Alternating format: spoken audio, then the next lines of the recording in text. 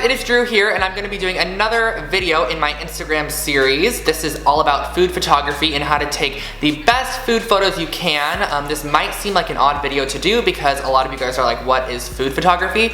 But in the fashion blogging realm, or just like Instagram realm in general, food photography is super popular, and just taking like flat lay photos of food from above is just I personally love the photos, and I think they're super interesting and fun and a nice twist to add to your Instagram photo feed or whatever you're wanting to accomplish. So I'm going to be sharing my top tips on food photography and also bringing you along with me. I just went out and ate brunch or breakfast, whatever you want to call it, this morning with a few friends, and I actually shot some like vlog footage, and it's sort of like a come along with me shooting a food photo, which you guys are going to see popping up on my Instagram right about the time that this video goes live. Also, if you are not already, make sure to follow me on Instagram as @I'mDrewScott. You could actually scroll through while watching this video and sort of see how I apply these tips that I'm going to be talking about in just a few moments to the photos that you guys see on my feed. So yeah, let's get started with the tips, and then just stick around because I'm also going to have that vloggy footage towards the end.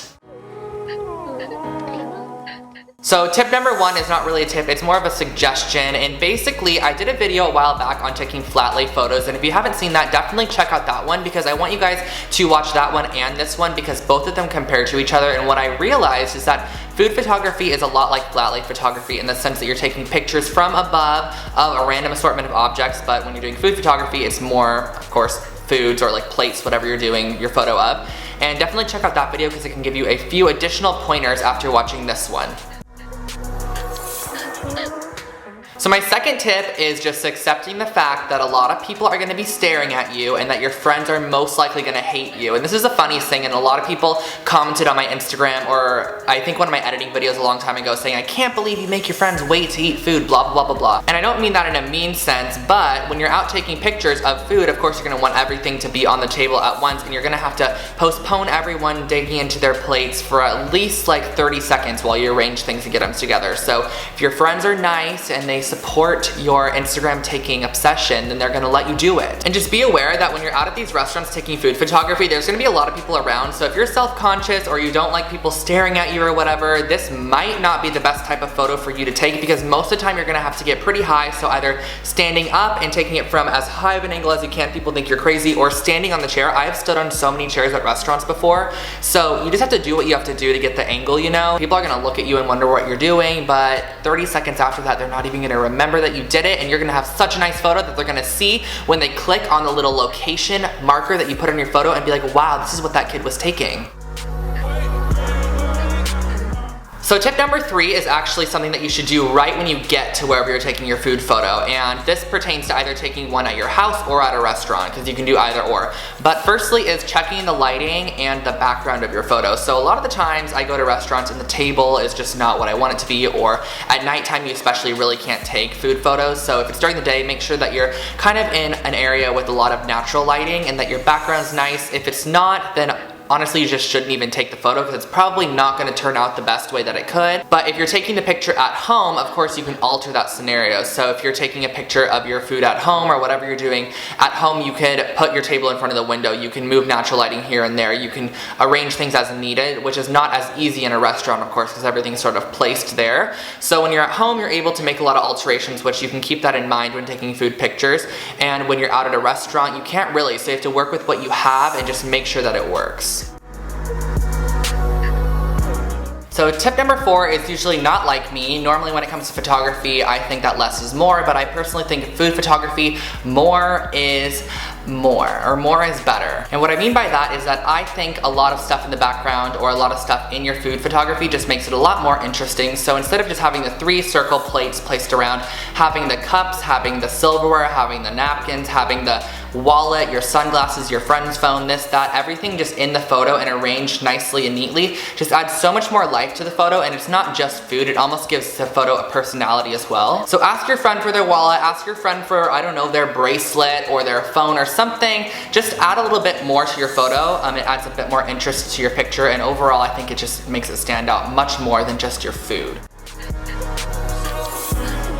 And then my last tip is all about editing, and this is where the magic happens when it comes to food photography. So a lot of the times I will take a food photo and absolutely hate it and not want to post it, but then go into my editing software later and start messing around with it and realize it's one of my favorite pictures I've ever taken. And I don't know, it's just something about how food photography takes. Once you get it into editing, there's so much you can do and alter with the food. So the first round of editing that I do with my food photos is I put it through Facetune, and what I use on Facetune is the teeth whitening tool to whiten any plates, and this is super key because a lot of times the lighting in restaurants is a bit yellow, so it actually turns your plates yellow as well. So if you use a teeth whitening tool and run it around the edge of your plate or anywhere that could be a little bit whiter, if you're on a white table for example, it makes it so much brighter and cleaner. And then also I use a details tool to just add a little bit of interest to any lackluster foods or things like that. A lot of the time when you're taking a picture of a lot of different stuff or an arrangement of stuff from high up, you can lose some of that quality, so adding the detail back to the food is. And then lastly, I will put it through Instagram and use like the brightness, the contrast,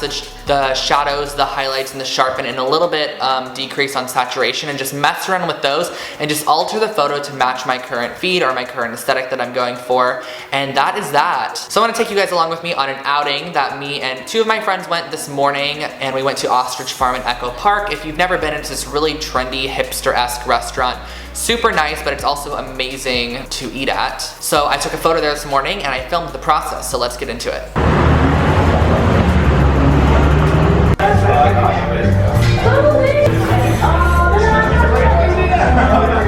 Okay, so I'm here at, I hope you guys can hear me because it's kind of loud in here, but I'm here at Ostrich Farm, which is like, and I'm here with Emily and Marie, but this is like where I'm going to do my little, sort of showing you guys how I take a food photo, because I thought this would be the perfect place to just show you that. It's very nice, the table's pretty, and the food's pretty, and it tastes good too, so you might as well.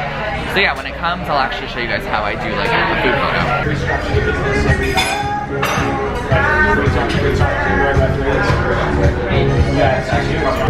Okay, so all the foods are here. I got this, Maria got this, and Emily got this.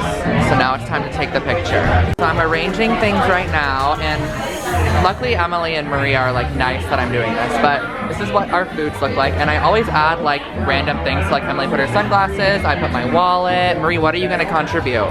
My phone. Marie's gonna put her phone. You just fill up the table basically, and I keep like all of the accessories here too, and then I added like these two which came from over there to make it look good, and I like that. And then I also want to add this menu because I just think it's nice looking, and it will add white to the photo, so I'm gonna place this as well. Okay, so I put the menu, and then, yeah, I'm gonna take the picture now.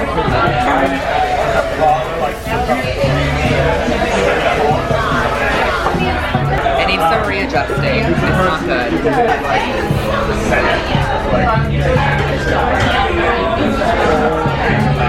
Okay.